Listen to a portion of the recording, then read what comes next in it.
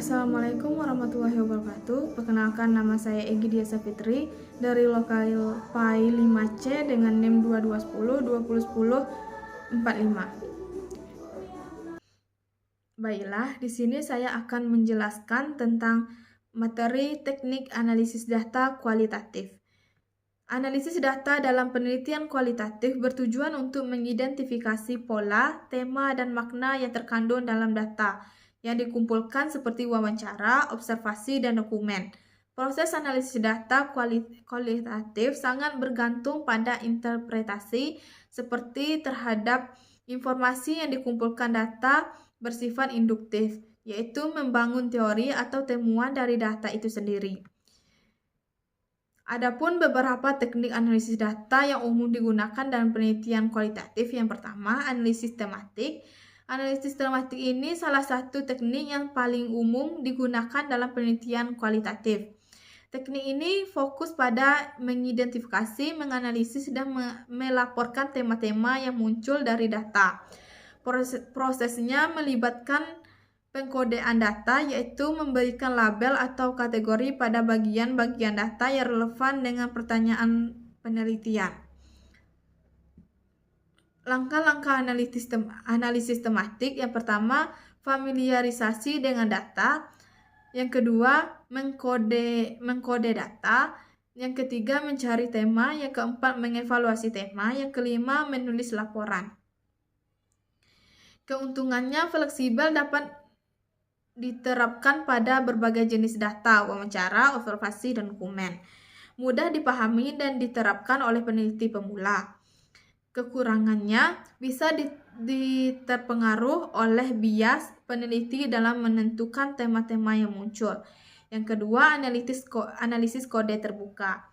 Open coding adalah teknik analisis yang digunakan untuk memecah data yang lebih kompleks menjadi unit-unit yang lebih kecil dan bermakna. Teknik ini sering digunakan dalam grounded theory yang bertujuan untuk mengembangkan teori untuk konsep baru berdasarkan data. Langkah-langkah open coding. Yang pertama, membaca data. Yang kedua, menyusun kode. Yang ketiga, kategorisasi. Yang keempat, mengembangkan konsep. Keuntungannya membantu peneliti dalam mengorganisir data yang besar dan kompleks, dapat menghasilkan teori baru yang berbasis data. Sedangkan kekurangannya membutuhkan ketelitian dan pemahaman yang mendalam terhadap data. Prosesnya bisa sangat memakan waktu. Yang ketiga, analisis naratif. Analisis naratif digunakan untuk menganalisis cerita atau narasi yang disampaikan oleh partisipan. Teknik ini berfokus pada bagaimana pengalaman dan peristiwa disusun dalam bentuk cerita oleh individu, dan bagaimana cerita tersebut mengungkapkan makna atau interpretasi terhadap dunia. Langkah-langkah analisis naratif. Yang pertama, pengumpulan cerita. Yang kedua, mengidentifikasi struktur cerita. Yang ketiga, menganalisis makna cerita. 4. Analisis framework. Framework analisis adalah pendekatan sistematik untuk menganalisis data kualitatif yang berfokus pada penerapan kerangka konseptual atau teoritis yang sudah ada. Teknik ini sering digunakan dalam penelitian yang memiliki tujuan praktis atau kebijakan. Langkah-langkah framework analisis. Yang pertama, familiarisasi dengan data. Yang kedua, pengkodean. Yang ketiga, mengorganisasi data. Yang keempat, interpretasi dan analisis. 5. Analisis grounded theory.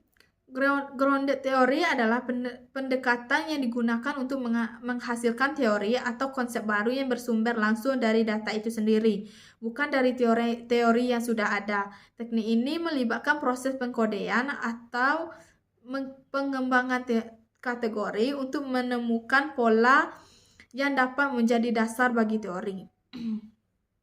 Langkah-langkah analisis grounded theory. Yang pertama, pengumpulan data. Yang kedua, open coding. Yang ketiga, axial coding. Yang keempat, selective coding. Yang kelima, teori atau konsep. 6. Analisis kontekstual. Analisis kontekstual berfokus pada pemahaman bagaimana konteks baik sosial, budaya, atau historis mempengaruhi data yang dikumpulkan. Teknik ini sangat berguna untuk memahami fenomena dalam lingkungan atau latar belakang yang lebih luas. Langkah-langkah analisis kontekstual: yang pertama, mengumpulkan data kontekstual; yang kedua, mengidentifikasi faktor kontekstual; yang ketiga, mengaitkan data dengan konteks. Baiklah, itulah yang dapat saya sampaikan. Lebih dan kurang saya mohon maaf jika terdapat kesalahan. Saya tutup dengan wassalamualaikum warahmatullahi wabarakatuh.